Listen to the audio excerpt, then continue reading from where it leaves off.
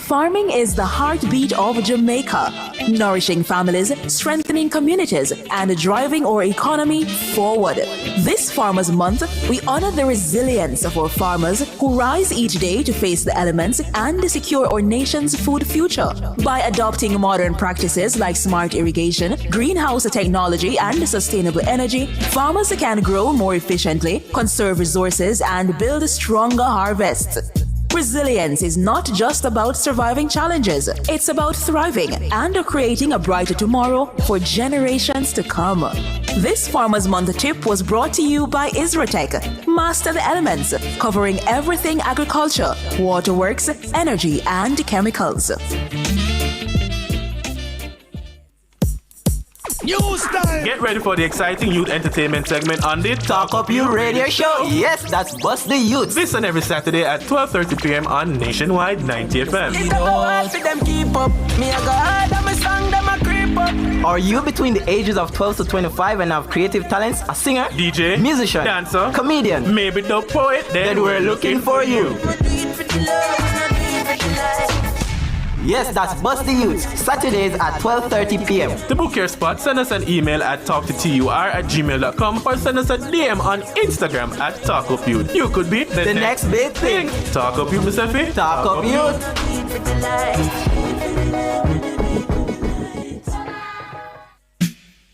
Turn up the heat with Hot Listing, Nationwide 90 FM's new on-air and online classifieds feature. If you have a car for sale, room for rent, or yard sale come up. If you look at work or need stuff. If you provide a service, make it a Hot Listing, Nationwide 90 FM's new on-air and online classified segment. Your listing plays again and again. From morning till evening. You sing it, we play it. You say it once, Jamaica hears it all day, every hour. Contact our sales team now at 876-630-1210 or sales at nationwidenewsnetwork.com. Hot Listings on Nationwide 90 FM, a new revolution in media.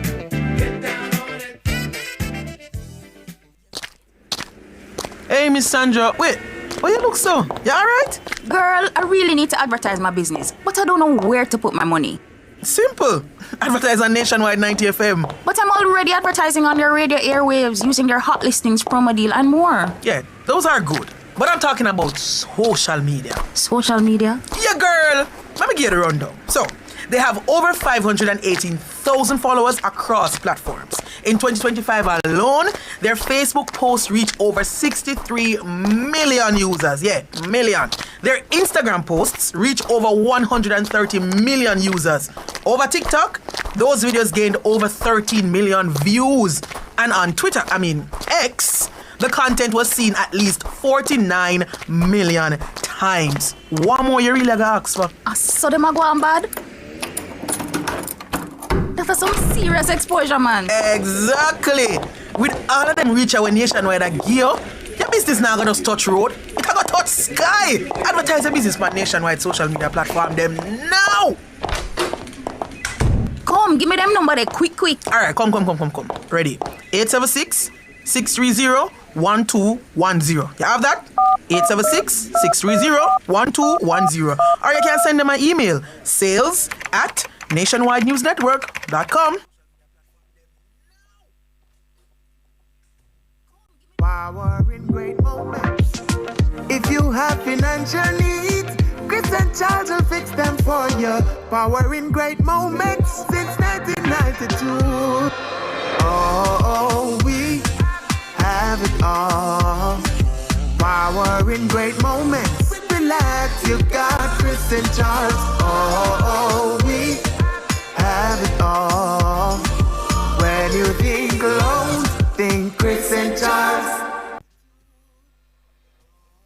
I am Dr. Jelani Nair. You're listening to Talking History with Professor Vereen Shepherd on Nationwide 90 FM.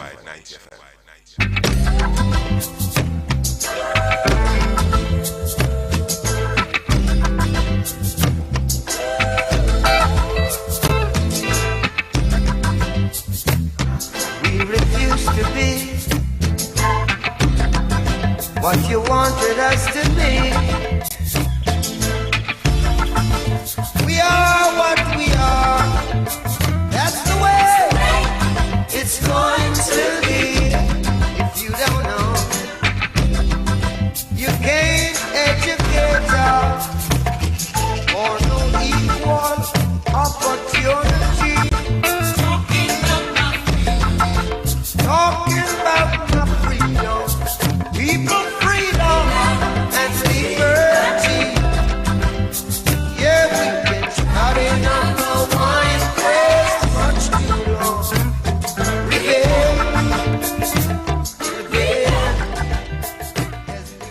Good morning, welcome to another edition of Talking History. I'm Sandra Shaw, and online we have our one and only Professor Vereen Shepherd. Prof, over to you.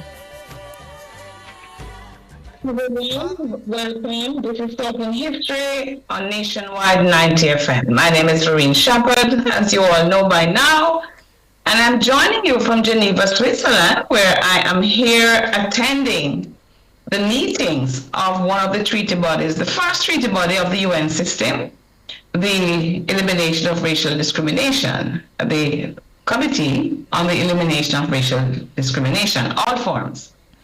And I don't know if you can see my mug. You know, I collect these mugs. My colleague from Malawi gave me this one because we have a member from Malawi. So having my coffee in this today. But Sandra, I hear that exciting things are going on in our track and field. Have you been following the World Relays? I haven't been following World Relays. I was stuck at Penn Relays. I'm very much behind with World Relays right now. Well, they had the mixed 4x1, and I'm told that there was a world record in that for Jamaica. Those are the heats, though. No. And then the heats, we won the heats for the 4x4 mixed. So we look forward to the finals, and we hope that they can repeat. Anyway, greetings to you. Thank you for being there today. Okeen Rankin, I think, is also there helping. And hi, David. David McNeish, as usual, supporting us. We won't have Ahmed today. Unfortunately, he's not so well.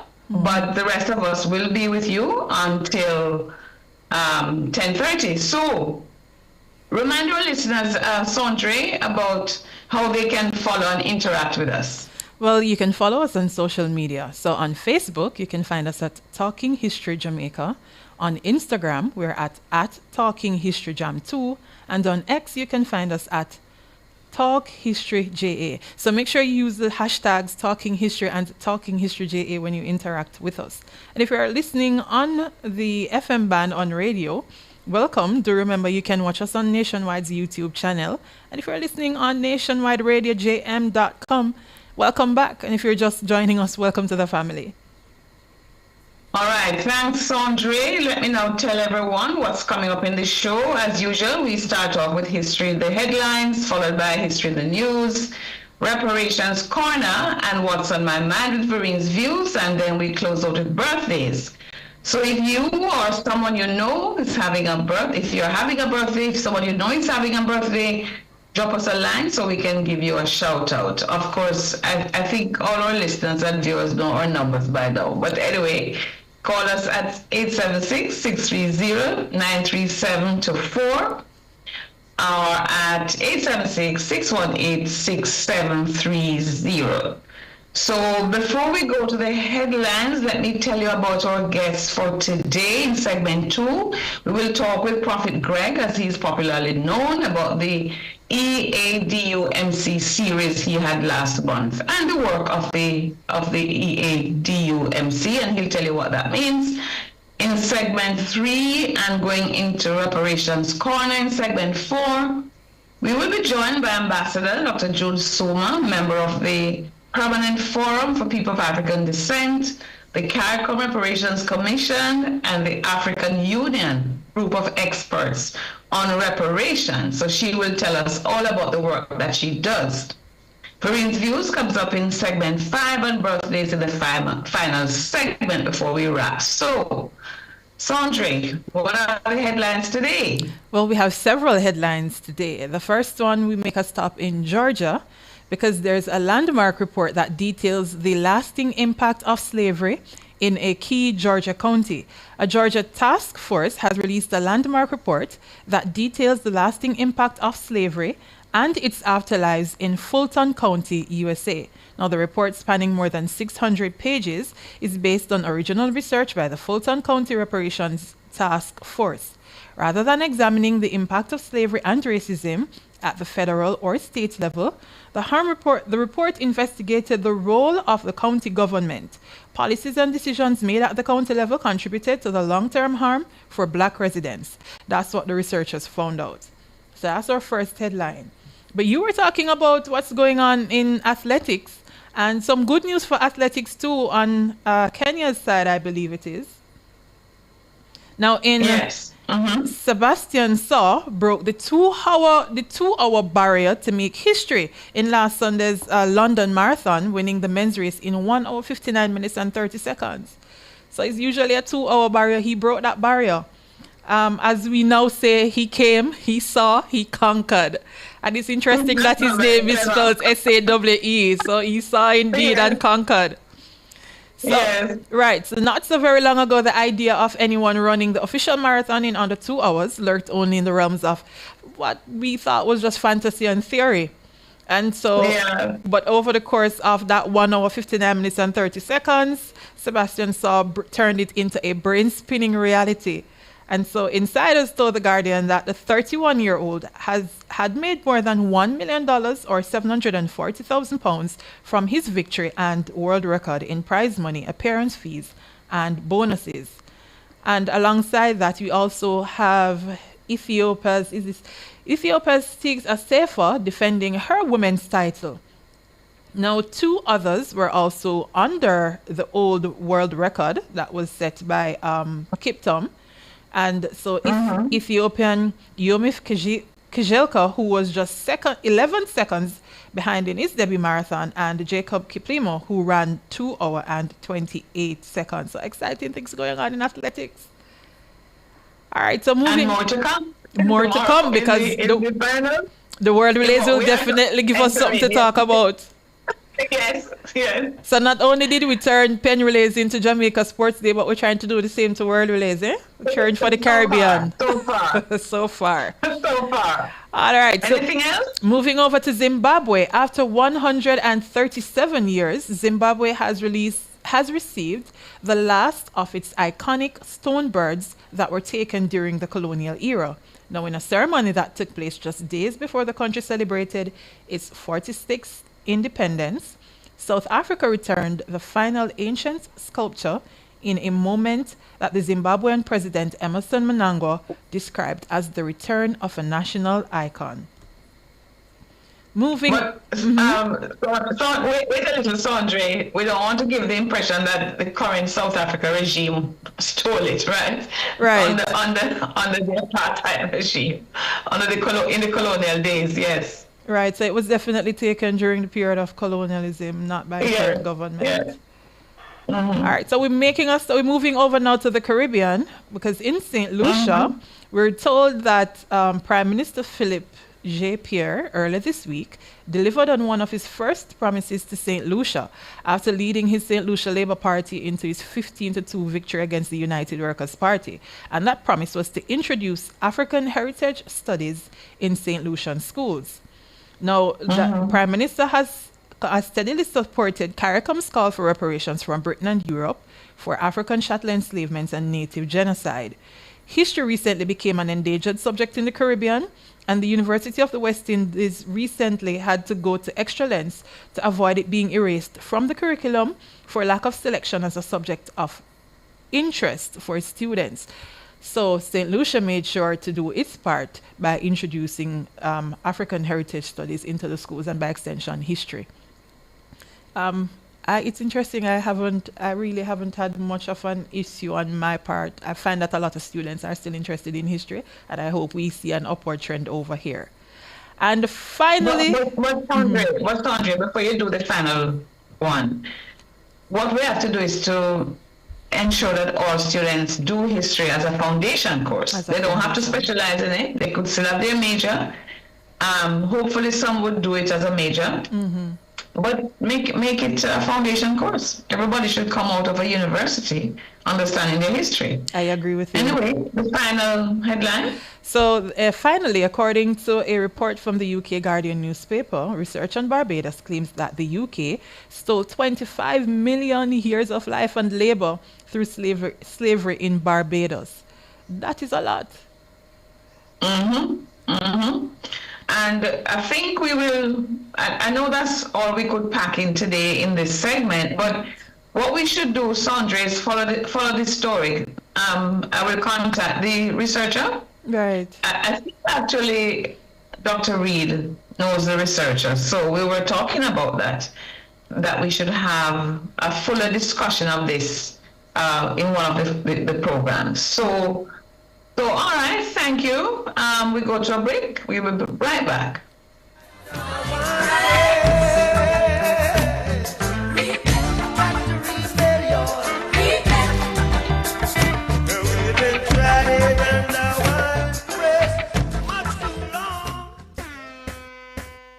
From the biggest tracks to the biggest energy, Nationwide keeps it moving.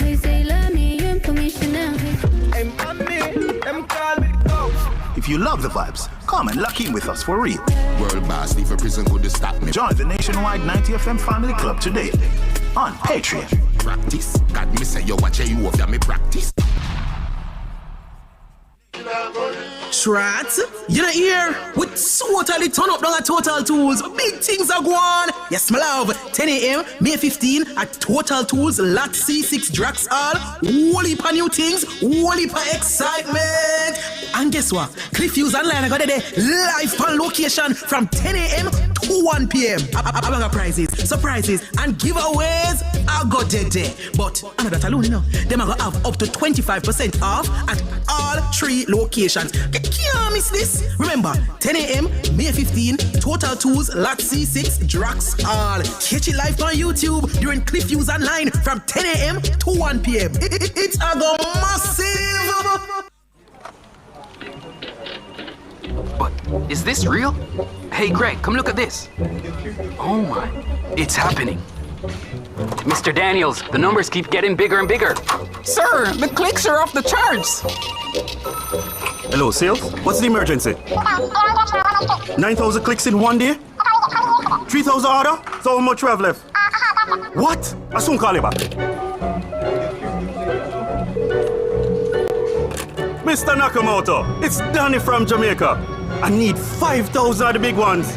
We're back in business. Yes, sir. Arigato. Suene. Amplify your brand. Let Nationwide 90FM assist you in tapping into a captivated audience across our social media platforms. For more information, contact us at 876-630-1210 or sales@nationwidenewsnetwork.com. Businesses, companies, and entrepreneurs, let's supercharge your brand. What's in the headline today? Get your evening paper. Will it be the bread line today? Read all about it. Good morning, mean old world. Good morning. How many people gonna... Welcome back. In this segment, it's back to Professor Vereen Shepherd, who will be talking to Prophet Greg. Prof, over to you. Yes. So I don't know if he's in studio with us yet. I mean, or he's joined us online? He's joined us online, so we're seeing him. Okay.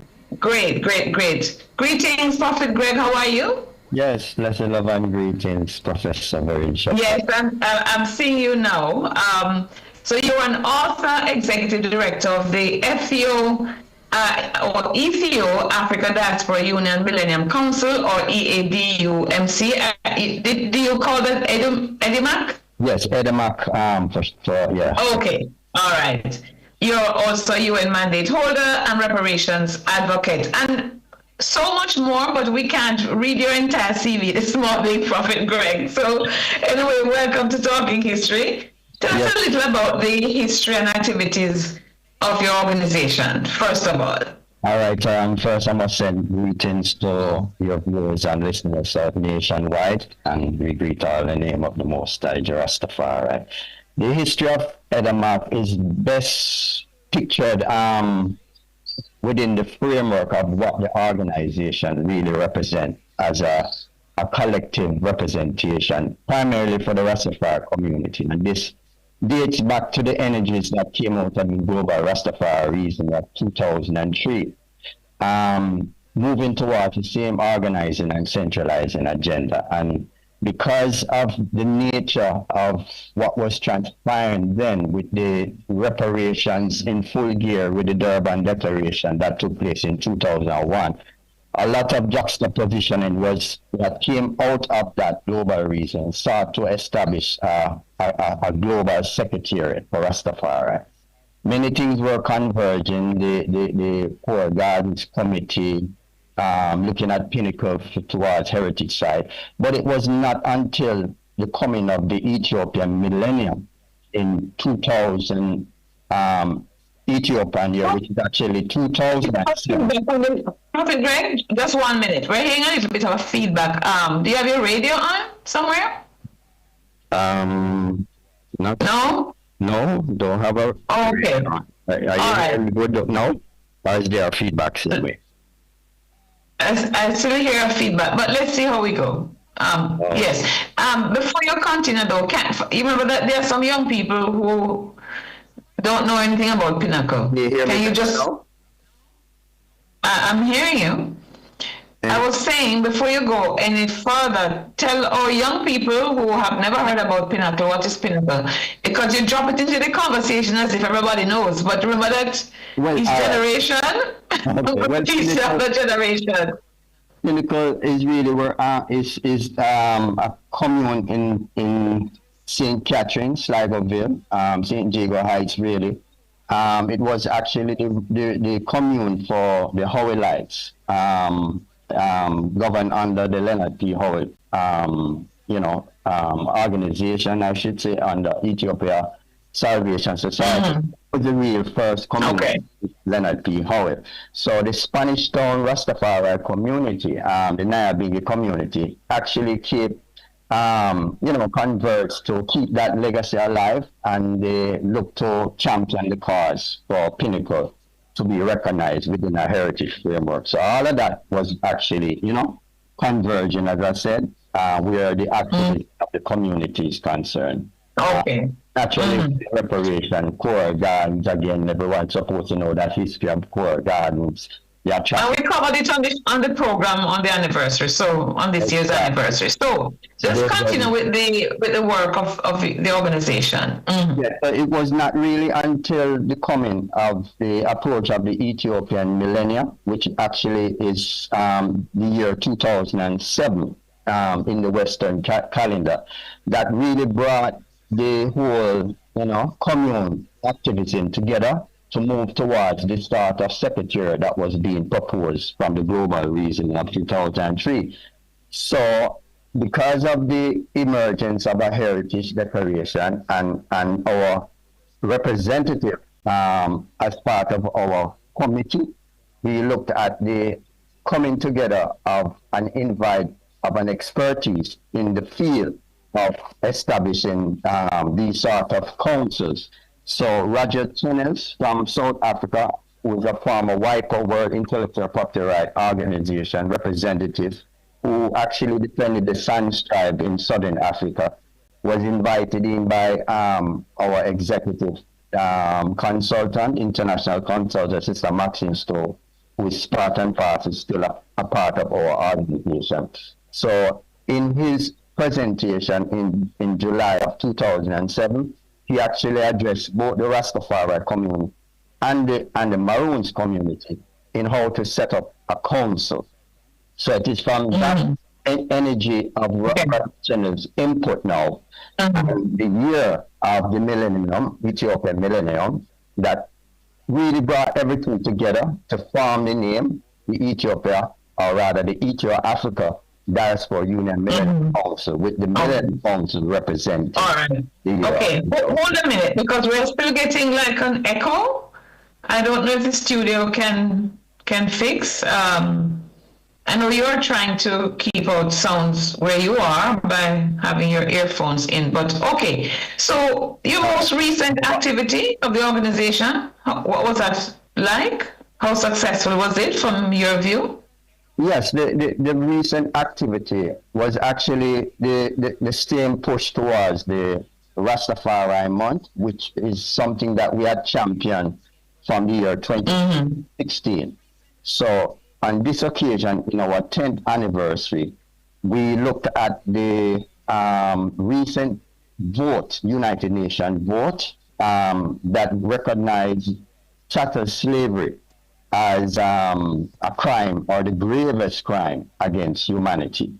So because of our activism, we established, continued our webinar series and looked at 2 series in investigating and interrogating what does this vote meant. 123 nations, United Nations membership signed on with 3 ones that did not actually vote in that setting. So we held 2 seminars, webinar series. The first one, I might have a challenge. So let me pause a bit here. So the first one was also on this resolution, or you were doing something else on the first one? The first webinar series took place on Sunday the 12th of the last month. We featured Dr. Barbara Reynolds, she a former chair for the working group of experts on people of African descent. Who is from our region? She's from Guyana. Exactly. We featured the Her Excellency, the High Commission, the Jamaican High Commissioner to South Africa.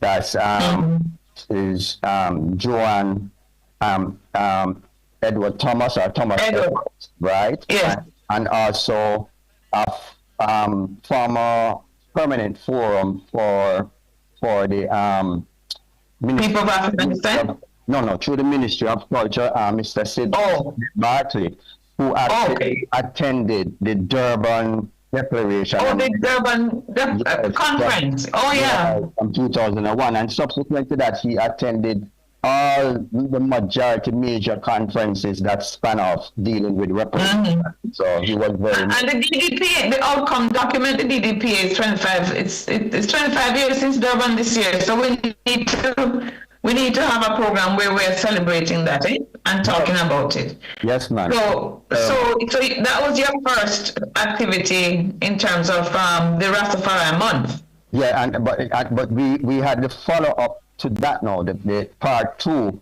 which was actually on the, I think it was the 26th, the Sunday the 26th, part 2, which yes, this month again. Last month. Just last month was actually yourself. And thanks for having invited me. Yes, man, definitely as championing this cause of reparation, knowing that history from the even the Jamaica's reparation, the whole CARICOM reparation, and from that history that you're actually involved in same way. But also we invited a former chairman for the United Nations Permanent Forum of People of African Descent. That is her.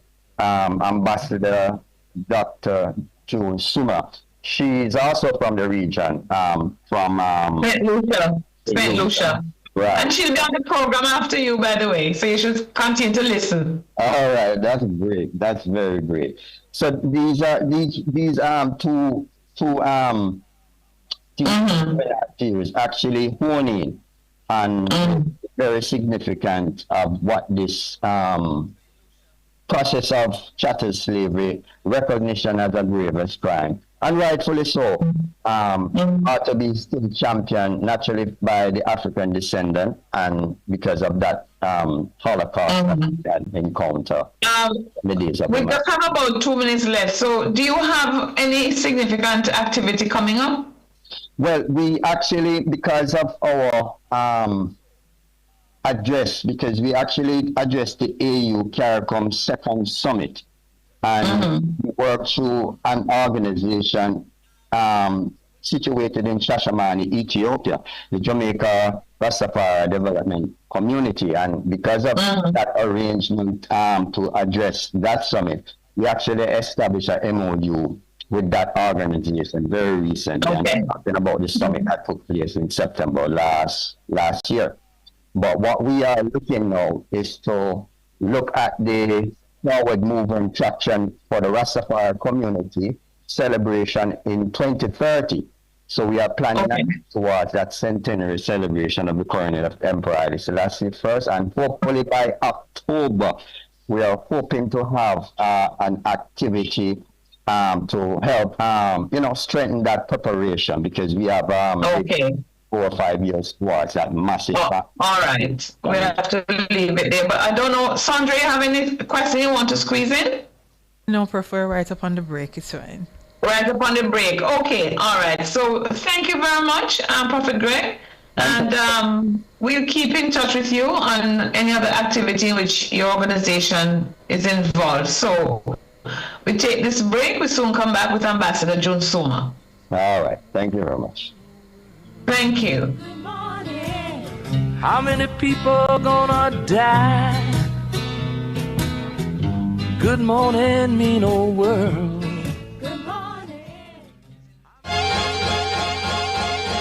If you love the vibes, the laughs, and the real talk, then you're one of us.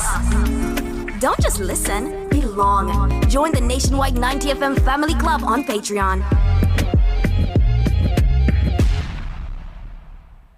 Power in great moments.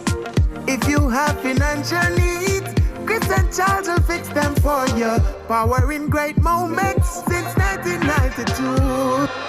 Oh, we have it all. Power in great moments. Relax, you got Chris and Charles. Oh, we have it all. When you think loans, think Chris and Charles.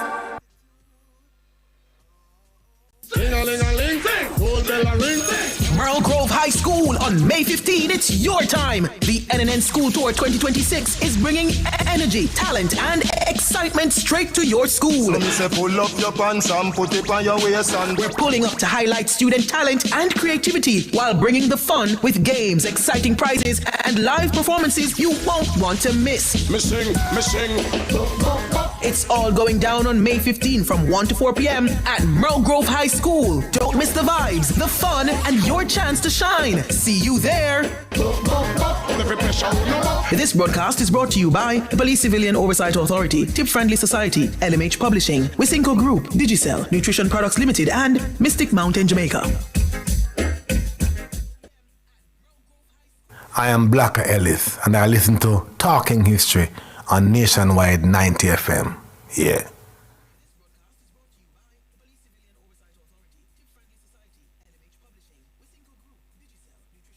What's in the headline today? Get your evening paper. Will it be the bread line today? Read all about it. Good morning, mean old world. Good morning. How many people gonna die? Welcome back. And in this segment, we have June Sumer online speaking with Professor Shepherd. Hopefully not many people will die today, and hopefully it's not the breadline. But anyway, welcome back, everyone. As Sandra just told you, Ambassador June Suma, I hope is now with us. She is. Yes. Hi, June. We're not getting any sound, David. Not hearing? Right. All right. So let's for the listeners, Ambassador June Suma is a member of the Permanent Forum on People of African Descent. She's also a part of the CARICOM Reparations Committee. CARICOM Reparations Council. Prof, which one I'm getting them mixed up? The CRC. Commission. CRC. Can you hear me now? I've been hearing you. We've been hearing you. Oh, okay. So what were you hearing? What aren't you hearing? You're not hearing. We weren't getting the audio from June. So in the meantime, I'm Oh. introducing June to the listeners. Oh, so she's okay. right. So Yes, she's it's the CARICOM Reparations Commission. And also of the African Union Group of Experts on Reparations. And she's now on screen with Prof. And it's over to you. Okay, great. So hi, Ambassador June. Good morning. How are you? I'm great, thank you. Winding down here in Geneva. I know you have long left. It was a long haul for you. It was a long haul for you. Yes, I'm dying to get back home, I have to say. Yes. But my sister, you wear so many hats, right? What is your main hat now? I am still the chair of the global campus of the University of the West Indies. That's one of my main hats. But I also sit on the St. Lucia Reparations Committee, CARICOM Reparations Commission, the Permanent Forum on People of African Descent, and the African Union Committee on of Experts on Reparations. So where do you find time to have some fun? Oh, I find time. I am very good in the kitchen. And so my fun is baking cakes, cooking for my family. Oh, okay. Well, now I have a kind of foundational question for you because I know you're a historian. When and why did you decide to study history, and what impact has historical knowledge had on your life? Oh, that's a very good question. For me, it was always about context. Things happen in your life and you want, because I was a why child, my mother would tell you that I'd always ask why. I wanted to know more. And You're a why child, I love it, a why child. I made sure that I could understand every aspect of my life. I always asked questions. And so for me, history was a natural way of ensuring that I had the context to my life. People go through life and they think about a career. I didn't think of history as a career. I thought of history as building me as a person. Because we were taught history as if it was just numbers without analyzing, or dates, without analyzing the impact of these things on us today. And the relevance of today. And of course, in planning your future, how you move forward. So it's simple. It gave me context. It made me understand my identity better. Was as a person, who I was as a woman of African descent, who I was as a woman, generally. And because you see things as you're growing up as a young woman and you wonder, why is this like that? Why are women treated differently? And then when you become even more aware, and my awareness came very early in life. I was about 9 years old when my mother took me to a fair, a church fair, like a bazaar kind of thing. And she was carrying my little niece. And somebody came up to her and said, "What a pretty black child." And my very gentle mother said to her, she was gentle, but she was very outspoken. She said, "Why did you say she was a pretty black child? Why didn't you just say she was a pretty child? Aren't black people pretty too?" And that was my awareness when I was 9 years old. And so I wanted to know more. And so identity was very important to me, even as a young child. Yes, I know Sandra firmly believes in this, and she's also a historian. Sandra, what would you say to that? Do you share those sentiments? Of course. Why does it have to be a pretty black child? And this is something, I have a few friends who complain about the same thing. The compliments they get about their beauty, you're pretty for a black girl. So then we feel compelled. People actually put it like that? Yeah, man, you're pretty for a black girl. And so we're that's why you tone, that's why people tone, not necessarily bleach, but you tone to get a kind of chrome look so people will see you as more refined. Because yeah, so it's I thought we had left those things behind, No, we have not left them behind. We have not left them behind, because I can tell you that when I became ambassador in 2008, St. Lucian ambassador to CARICOM and OECS, somebody said to me, I hope now you are going to straighten your hair. You cannot represent us if your hair like this. Now you see my hair, right? Right. Yes. It's either they tell me I have good hair or my hair cannot represent. Oh my goodness. Well, it means that I will never become an ambassador. You see my natty hair, as they would say. Anyway, so on that note then, what would you say to our leaders in CARICOM about doing all they can to make history, Caribbean history, a mandatory subject for all students? Because I don't think it's a mandatory subject in your country. Correct me if I'm wrong. It's not yet a mandatory subject, but St. Lucia is in the process of doing a survey to introduce African heritage into our schools. So St. Lucia has made the commitment since last year to teaching us about our African heritage.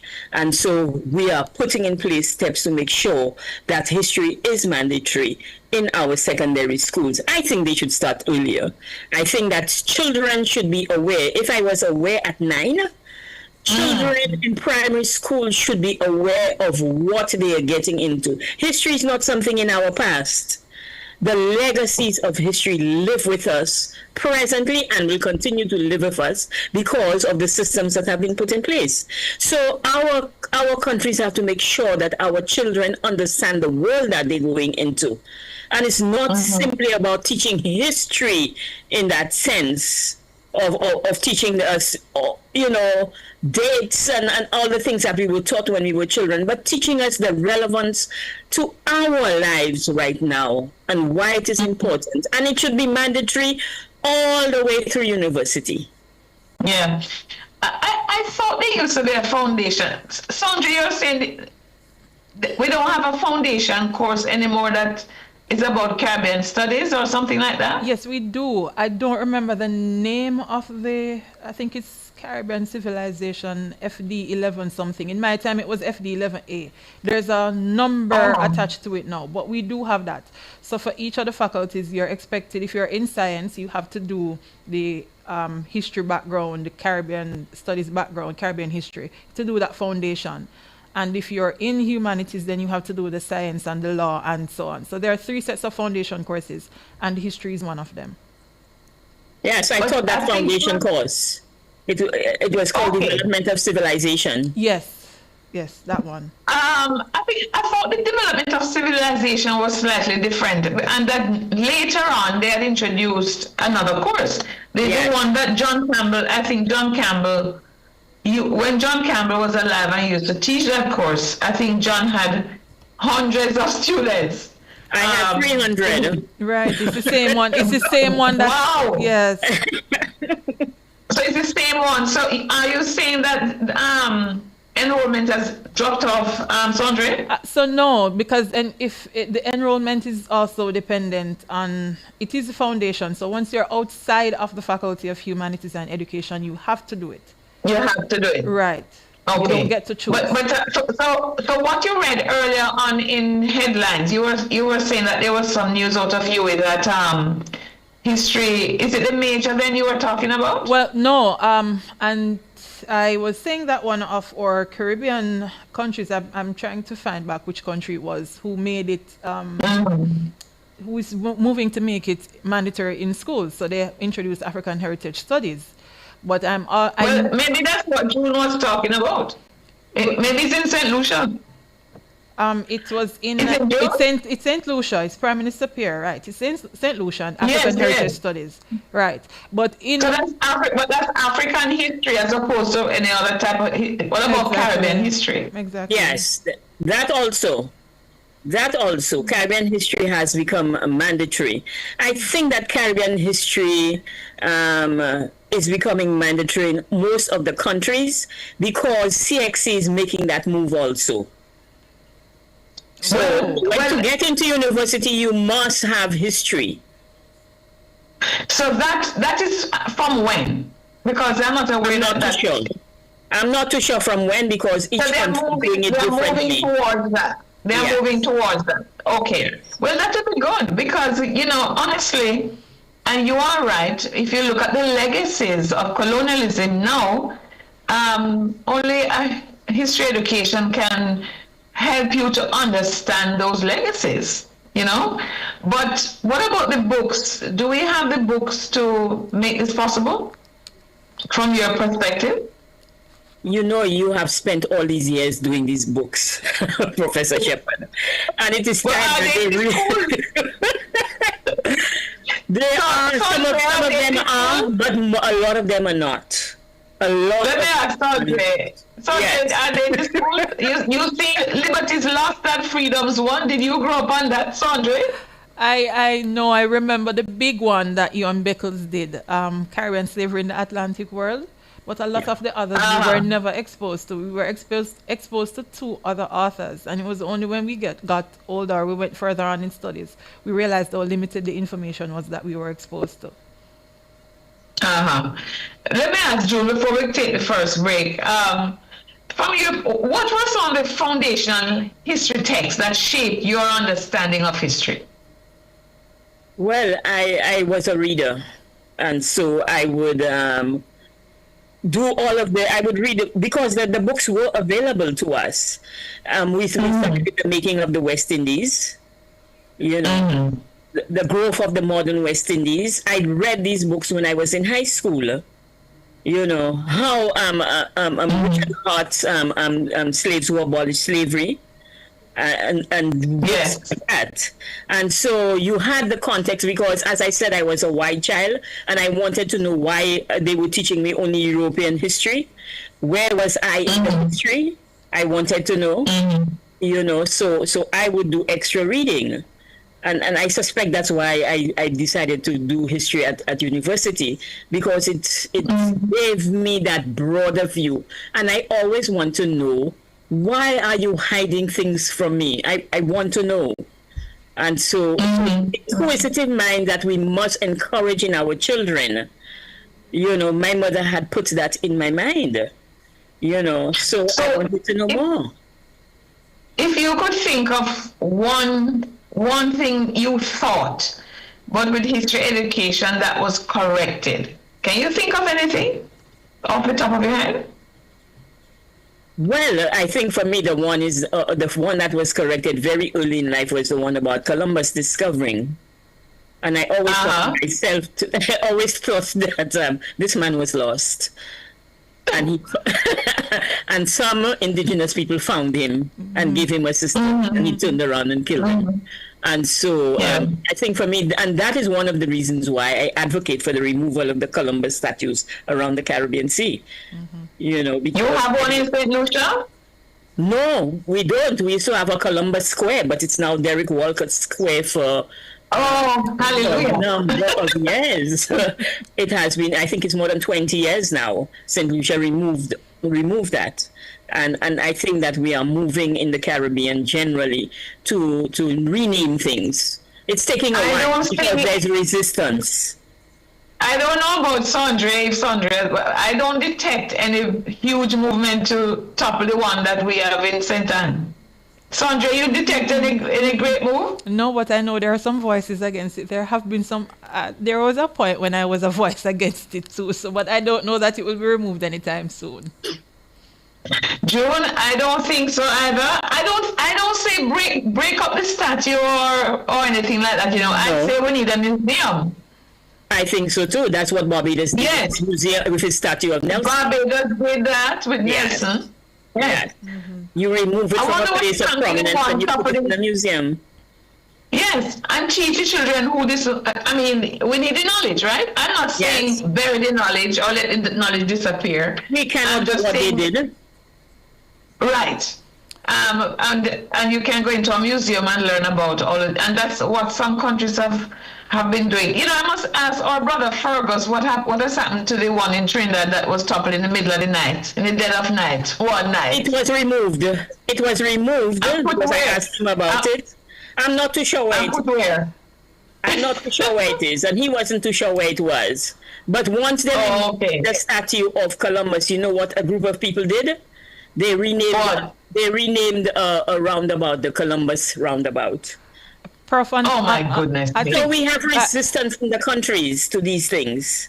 And that, Prof, that point Anyway. of resistance, yeah, I think that's a good point to go to a break on and come back for Reparations Corner. All I right, have a Andre. question. Yes, we'll stay with us, June. We'll come right back to you. Okay, thank you. Be the bread line today. Read all about it. Good morning, mean old world. Good morning. How many people? This station raised me. It gave me a voice. And if Nationwide has ever meant something to you, come on in. Join the Nationwide 90 FM Family Club today on Patreon.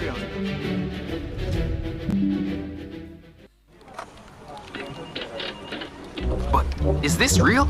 Hey, Greg, come look at this. Oh my, it's happening. Mr. Daniels, the numbers keep getting bigger and bigger. Sir, the clicks are off the charts. Hello, sales. What's the emergency? 9,000 clicks in one day? 3,000 order? So how much we have left? What? I soon call you back.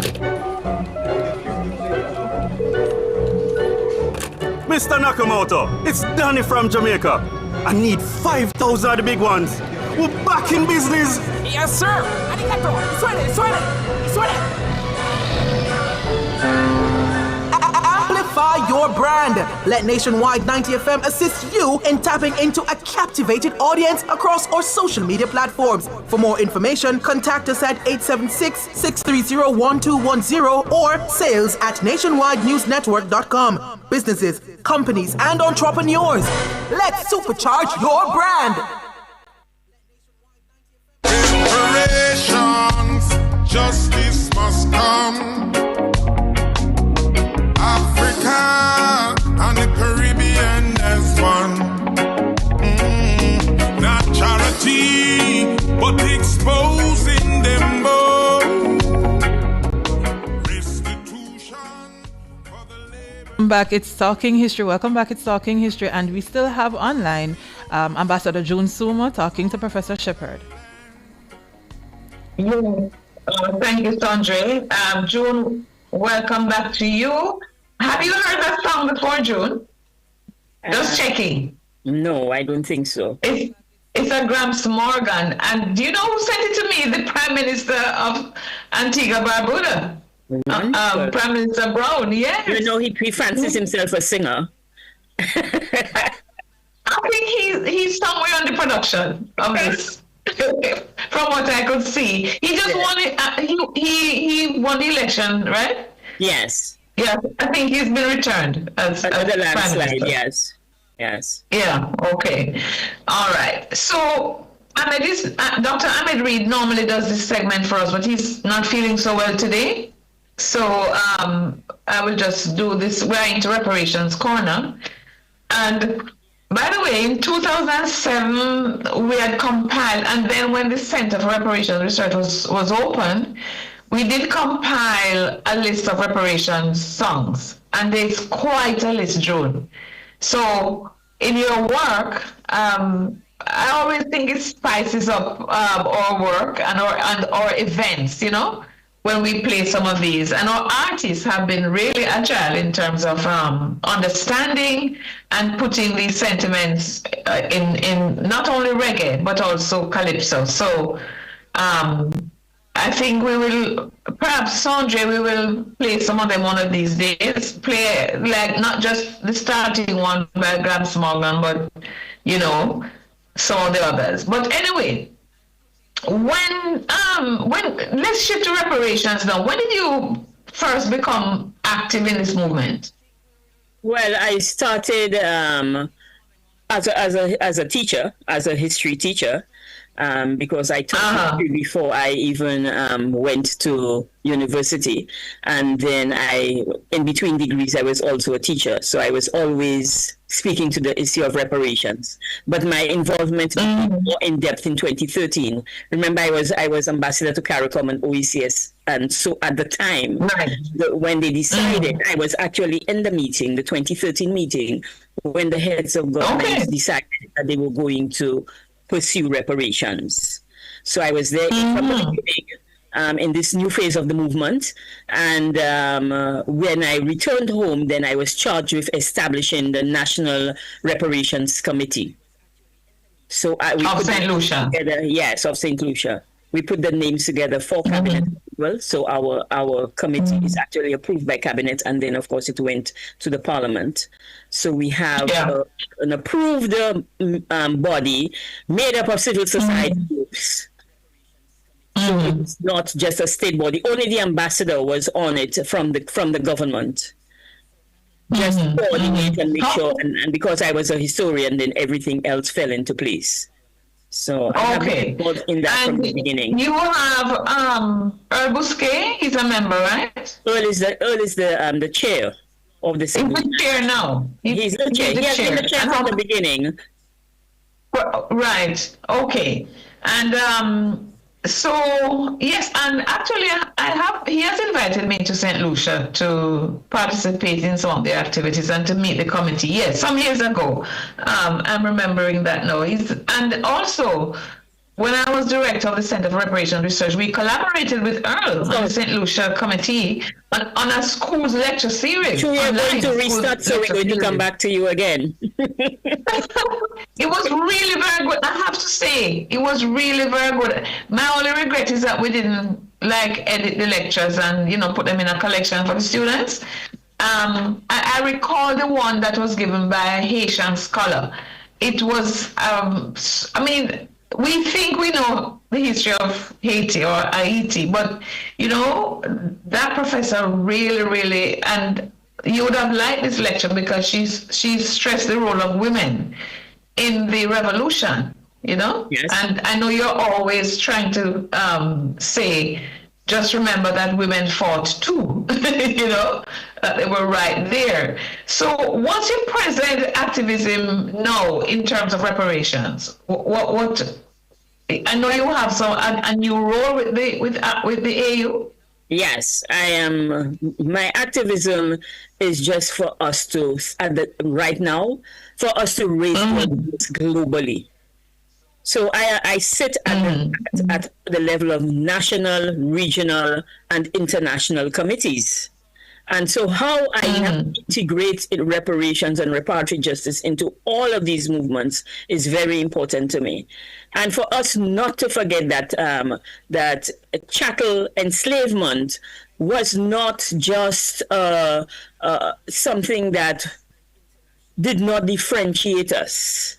We were even differentiated within chattel enslavement. So women were treated differently. So our role has to be a role that we have to speak to, because we were, as you always say, we were the labor, and we also reproduce the labor in many ways, as we have been hearing over the last years. The Black women of African descent, African women, birthed the labor that was at the bottom or the base of capitalism.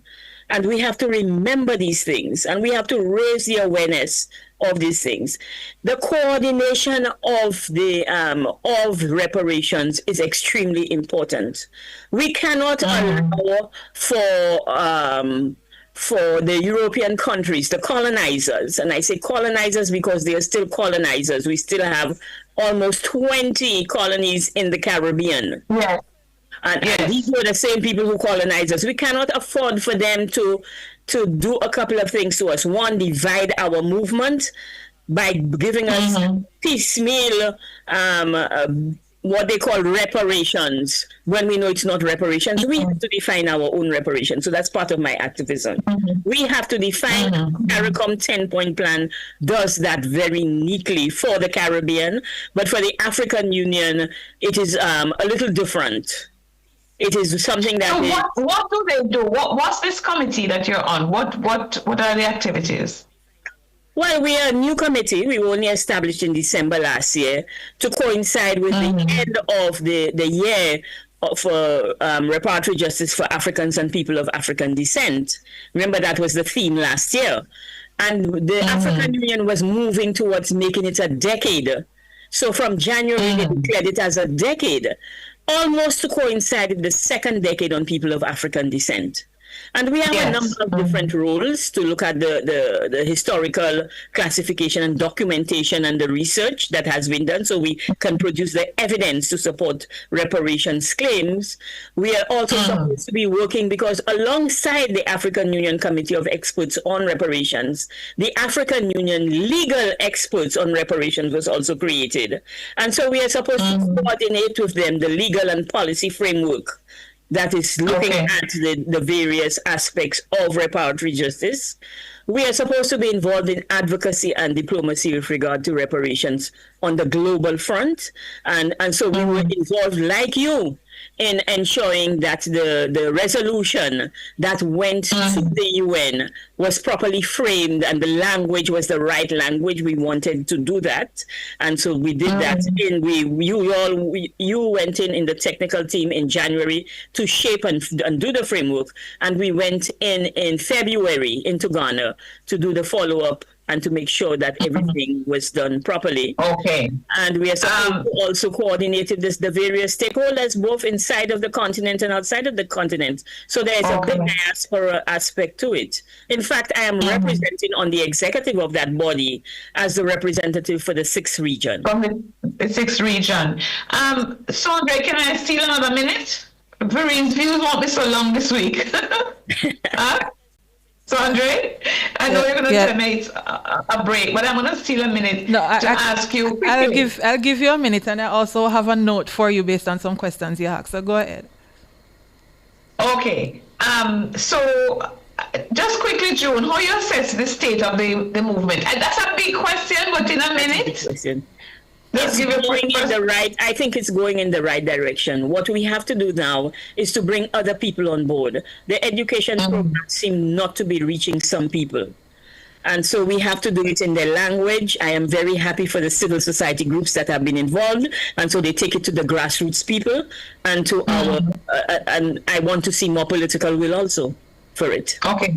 But stay on the line. What are the questions, Sondre? Right. So you questions were for June? No, not for June. You were asking while you spoke to her about the foundation course. So just for the benefit of our listeners and for you too, it is Caribbean civilization, primarily history, but it's interdisciplinary. And we've now moved past 300. We have over 1,200 students at Mona. So it's a very large course.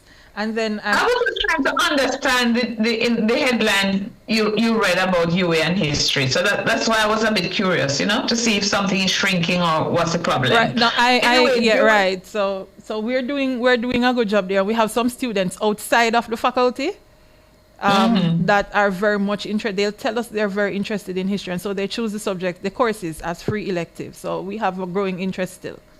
But while that is happening, June, the majors, those who are opting to do history major, I mean, from what I can tell from the history departments, that's declining. Well, so I cannot give you the reason why, but I think it's, I would like to speculate that it is because people are thinking of jobs and careers. And they're thinking that history does not afford them that. But look at me. Look at me? Yes, I moved from being, and that is the good thing about history. It gives you the ability to do lifelong learning. Absolutely. Lifelong learning. So I went from being a history professor at university to being part of a movement or economic movement that was looking at decolonization in the central banks. Caribbean, so I worked at the Caribbean Central Bank. I went on to be ambassador, so I went into diplomacy and learned diplomacy and used history as the basis for that. I was chair of a treaty body, a UN treaty body, and I am a part of a UN.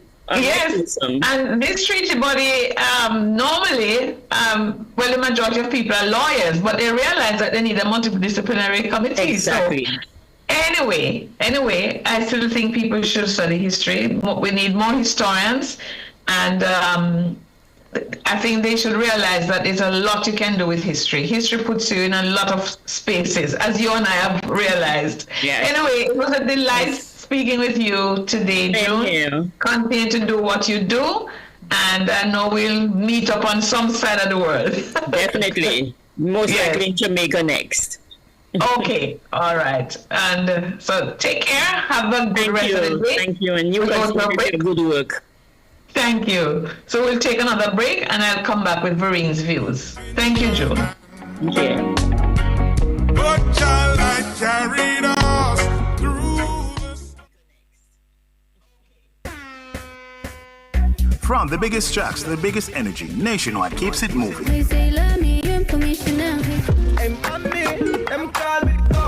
If you love the vibes, come and lock in with us for real. World boss, leave a prison could stop me. Join the Nationwide 90 FM Family Club today on Patreon. Practice. God, me say you watch you off, me practice. Power in great moments. If you have financial needs, Chris and Charles will fix them for you. Power in great moments since 1992. Oh, we have it all. Power in great moments. Relax, you got Chris and Charles. Oh, we have it all. When you think loans, think Chris and Charles. If you love the vibes, the laughs, and the real talk, then you're one of us. Don't just listen, belong. Join the Nationwide 90 FM Family Club on Patreon.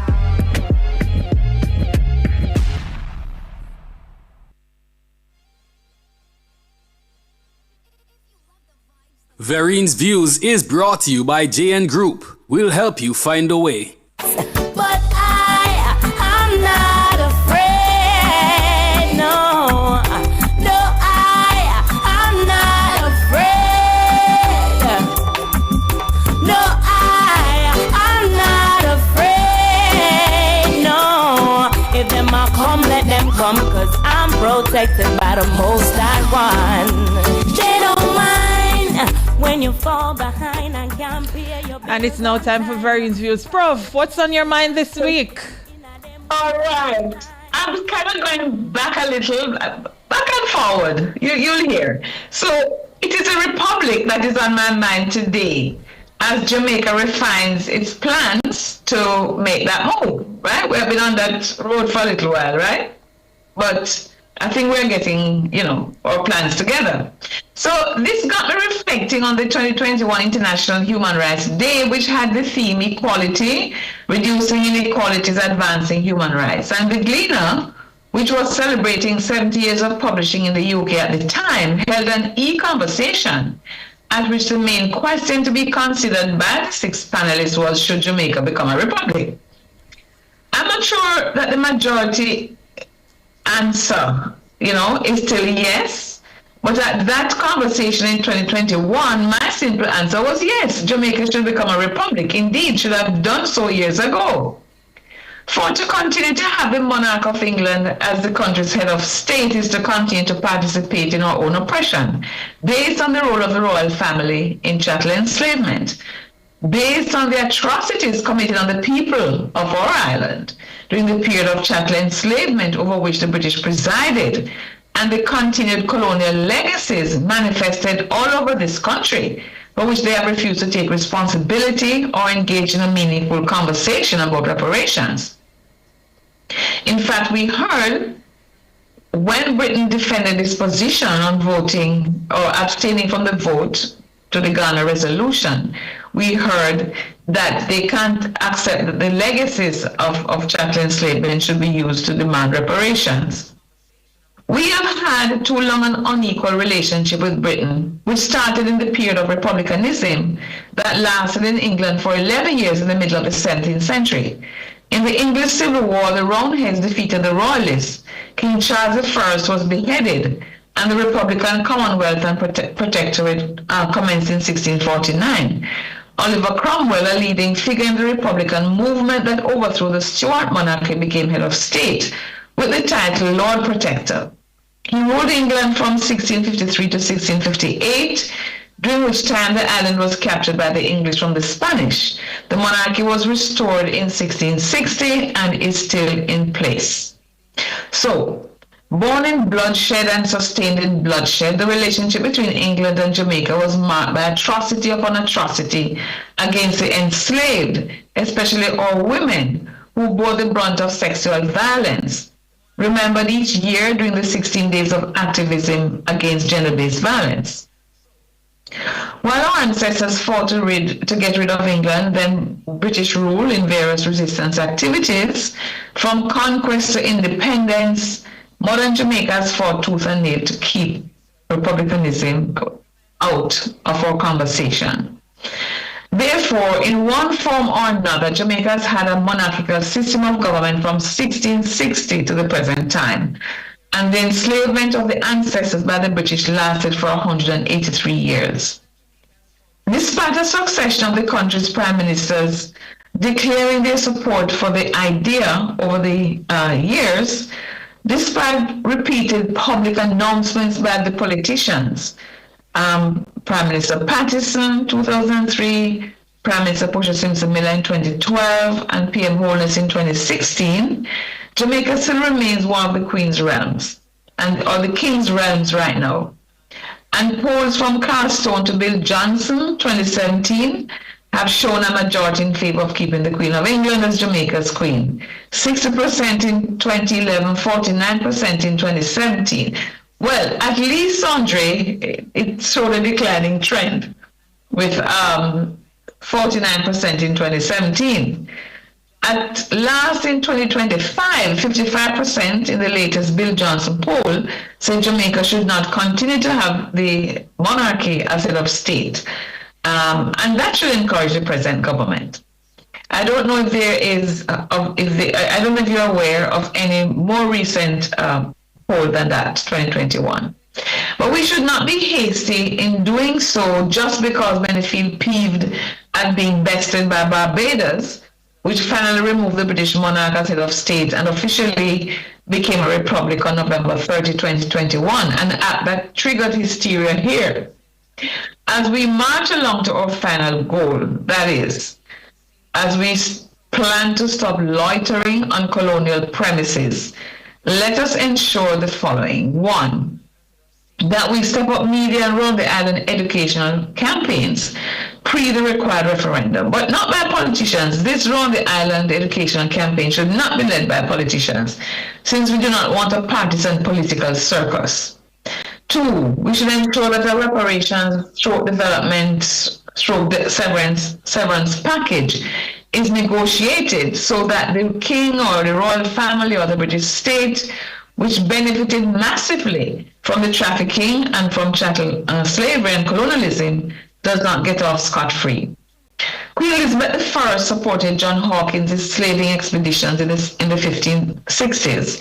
King Charles II from 1660 to 1685, the crown and members of the royal family invested heavily in the trafficking in Africa. So from Queen Elizabeth right down to King Charles II and beyond.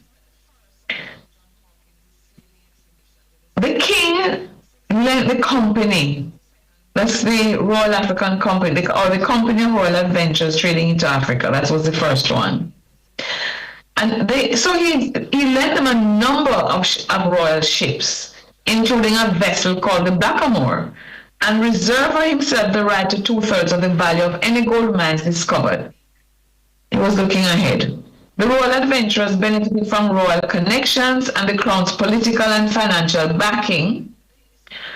And in 1663, the Royal Adventurers was recapitalized and became the Royal African Company.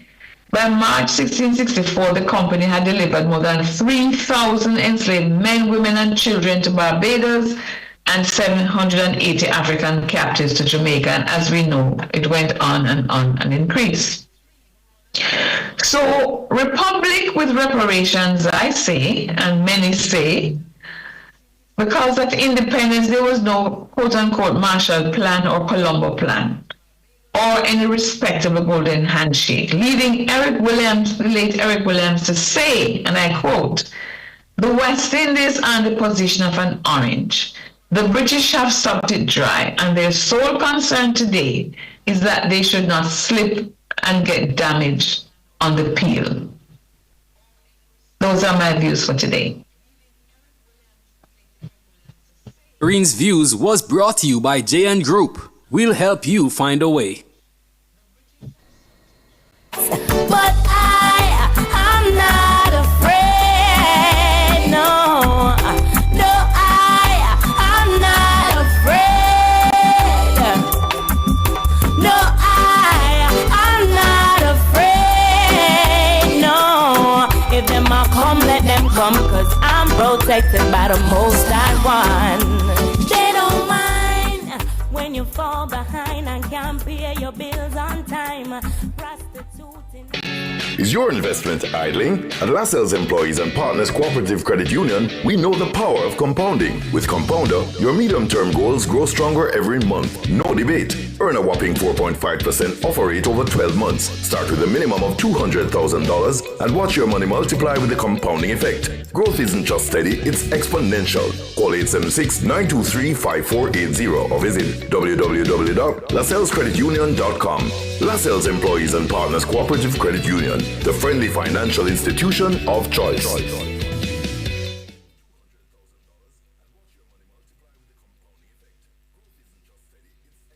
Hey yo, listen up. Don't wait for the symptoms start show. HIV test free. Make sure you know. Me take me test. Me get the news. Me take my meds. Me can't lose. Family there, support there too. We strong, we bold life, I live right through. Live bold test early. Test the HIV. No, it's not a smooth surely. I'm to it go. Me take me test. Me get the news. Me take my meds. Me can't lose. Free testing is available at health centers island-wide. A message by the Ministry of Health and Wellness.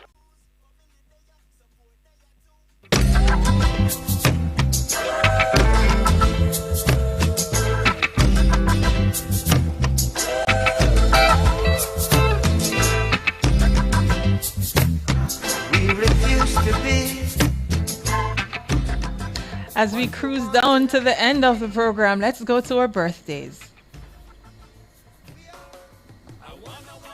You a happy birthday. I wanna help you celebrate. I wanna wish you Happy birthday to all our Taurus people. Prof, you know it's still Taurus season, right?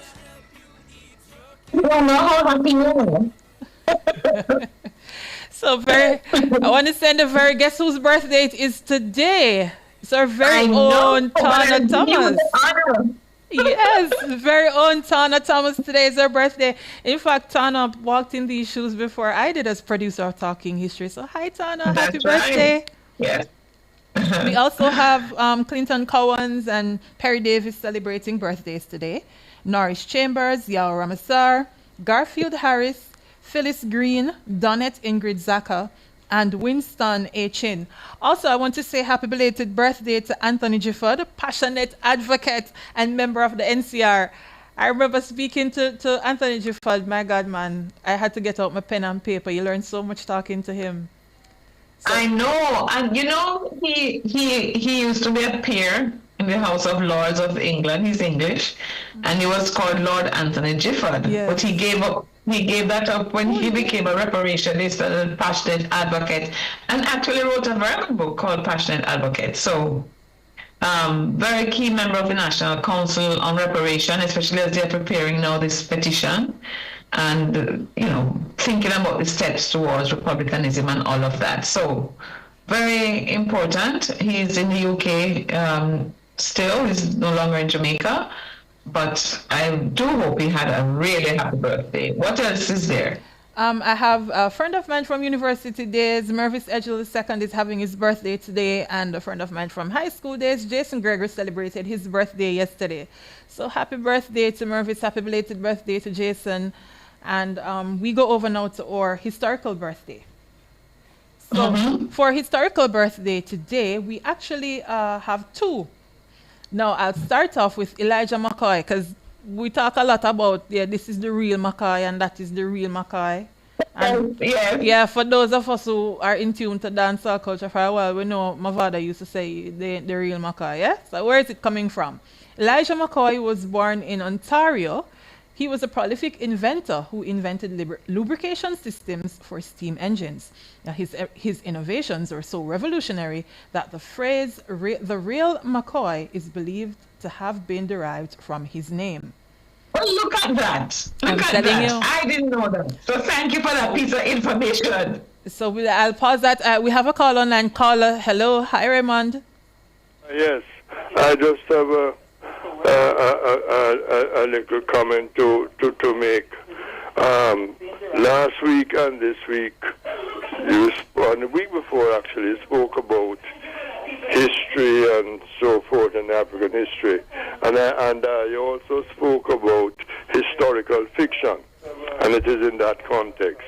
There are two books, Segu and Children of Segu, written by Marseille Condé, that I bring to attention of your hosts. Raymond, can you just turn down your, I think there's a radio in your background. Can you turn that down for me, please? Yeah. Right. Continue. We're hearing you. Yeah, I'm saying there are two books that may be of interest to your presenters and to your listeners. One book is Segu, and the other one is Children of Segu. Both of them by Marseille Condé. Right. She's from Guadeloupe. Maurice Condé. Yes, Yes. You know how to pronounce it better than me.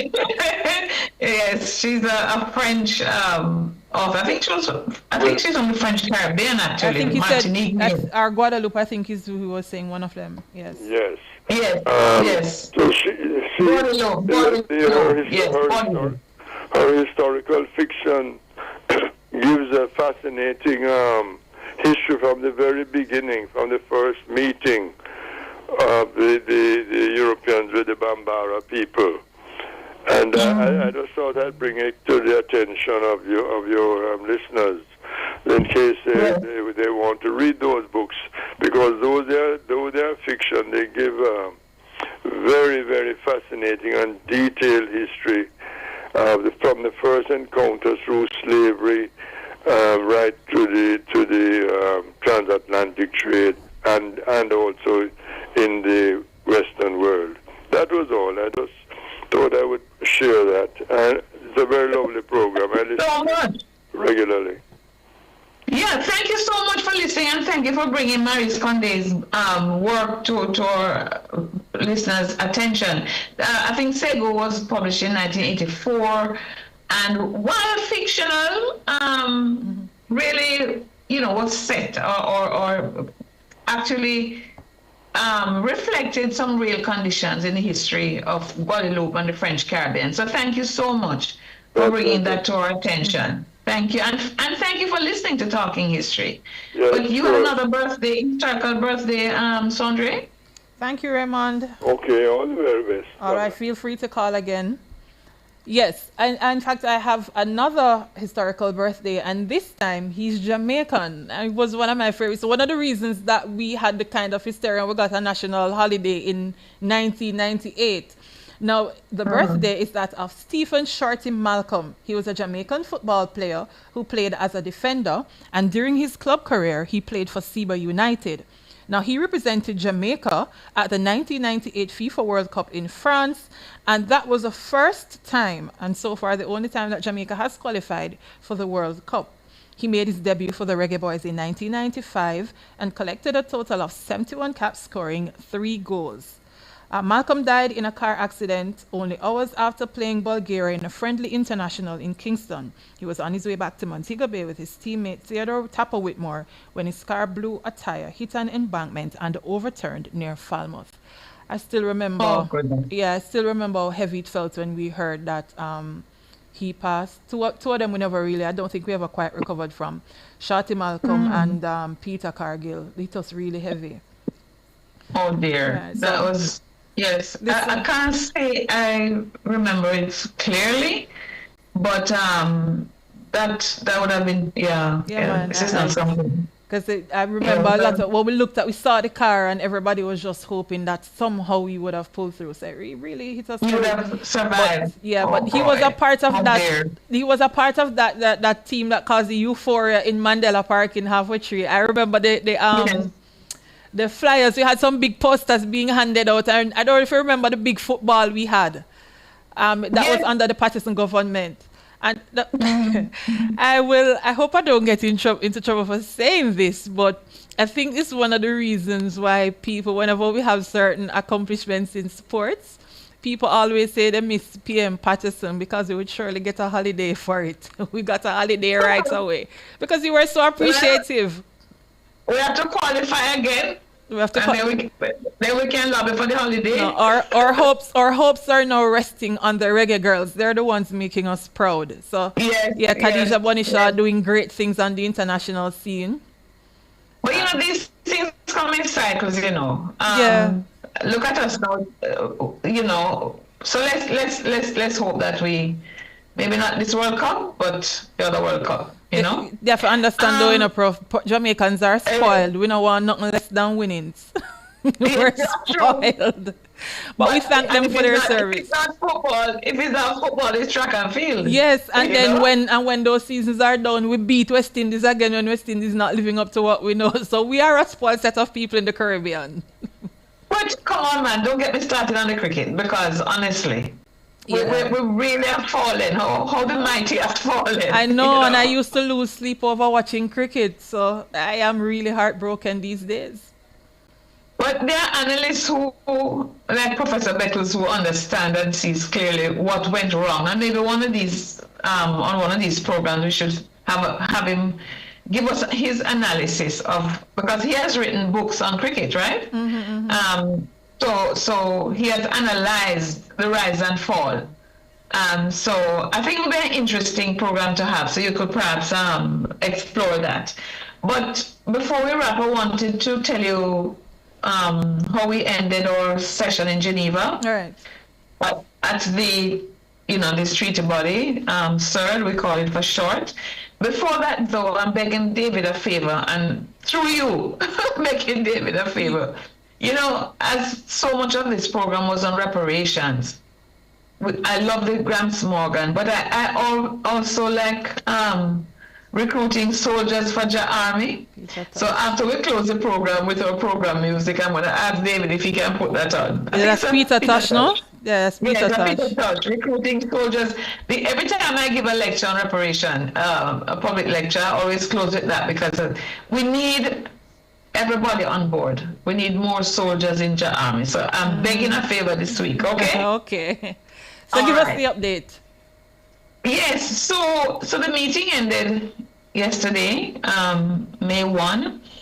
We issued what we call, having examined 6 states parties, we then issued what we call concluding observations.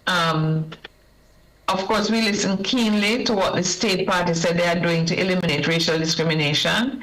And then we read their report, because they always send in what we call a state party report, telling us all that they have done and so on. And then the members of the committee would then pose questions and have an interactive dialogue, to try to understand, you are saying this, the NGOs are saying that, how are you really fighting racism?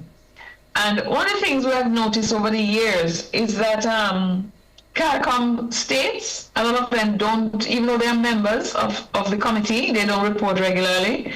And have you noticed that in our part of the world, we seem to think we don't have racial discrimination because we're, a large majority of Black people. But that's not how it works, But anyway, so we issued these, and then we tried to finish the general recommendation on reparation, but that didn't work because it's taking some time, but we'll continue to work on it in the next session. We anticipate another session in August. We don't know, because that the liquidity crisis in the UN is really turning things upside down. But anyway, we managed to complete. And maybe next week's program and some future program, I'll tell you which states will be coming up for review in August. But there's a declining number of states opting to be reviewed, so that's another issue that we're having. anyway, that was my little update from Geneva. Let me just thank everyone. Hold on, Prof. No, we can't. I'm sorry, but we cannot close out without acknowledging our viewers and supporters on the YouTube channel. I'm so sorry. So yes, well, I was about to do that, but you can go ahead. No, well, the first one that jumped out at me. I'm sorry. The first one that jumped out at me was I think it's Annie Smith, who was saying that Tana actually celebrated her birthday yesterday. Yesterday? Okay. Yeah, I'm wondering if, because I don't have my phone on Jamaica time, so maybe we are getting it mixed up. Well, on my phone, because she's on my Facebook page, it said today. But if it was, okay. Maybe it's a time difference, between Jamaica and Geneva. Maybe so I'm getting it differently. Yes. Right. Okay. All right. So continue. I just wanted to point that out. Today, happy birthday, Tana. Happy birthday, Tana. Continue, Prof. No. Who are the people interacting with us? You were about to say. Right. So, as usual, Noala doesn't leave us out. He's here every week. I'm so grateful for that. He's a true supporter of the program. True supporter. I just wish he would leave me alone without I don't have the gele. Same. His wife doesn't allow him to send pretty young woman clothes. Problem, Prof. But thank you for supporting. Also, get one African outfit and let him stop bothering you. So let me just give the names really quickly. You're wearing this shirt for the program anyway. I know. So the names really quickly. Lecture Squad Official, Nowahala. There is Naga Black Plasma. There is also Annie Smith. There is Marigold, who comes in every week. MJ. And there are so many of them. And they're all saying that the program is a good one, and they've been studying history, know the books. Yeah. Oh, thank you, MJ. So MJ and Donna Parchment, thank you, MJ. So Tana's birthday is today. Happy birthday, Tana. Happy birthday from me and Prof and from David. We got it right after all. So big up to all of us. Big up to Tana from all of us here at Talking History. And I know Nationwide is supporting you as well. Of course. And so thanks to you. Thanks to your student who is helping out today, and to our technical operator. Hope Ahmed feels better soon. Thanks to everyone for joining. So join us next Saturday, same time, same station, for another Talking History program. And we go out now with Peter Tosh. Thanks, David. And thanks, Okeen. Okeen Rankin is our support here in studio. See you next week. I say, only to fight, Jah and his saints. See them fighting against Jah children. See them slaughter them like slaves. Hear them come, say, Jah is king, but they didn't show me his grace. No. So I'm recruiting soldiers for Jah army, recruiting soldiers.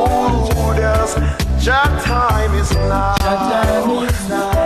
Antichrist forces, they all rise up to fight against Jah and his saints. I can tell you, only to fight against Jah and the saints.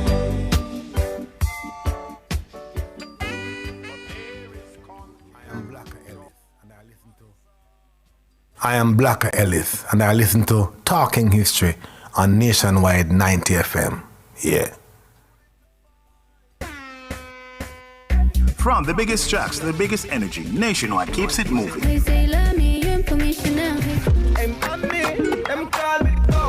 If you love the vibes, come and lock in with us for real. World boss, leave a prison could stop me. Join the Nationwide 90 FM Family Club today on Patreon. Practice. God me say you watch you of me practice. Every great project starts at Creative Building Finishes, Jamaica's only choice for the best tiles, best bathrooms, and best kitchens. Whether you're designing, building, renovating, or selecting materials for your next project, we offer exceptional quality, standout designs, and expert guidance you can trust. Visit our showroom in Kingston or Traxall, or explore full range online at www.creativebuildingfinishes.com. Creative Building Finishes, your beautiful finish begins here. Mega Mart, best value by far. You can get it all here at Mega Mart. Mega Mart, best value by far. You can get it all here at Mega Mart. My Mega Mart, the best value by far. My Mega Mart, the best value by far.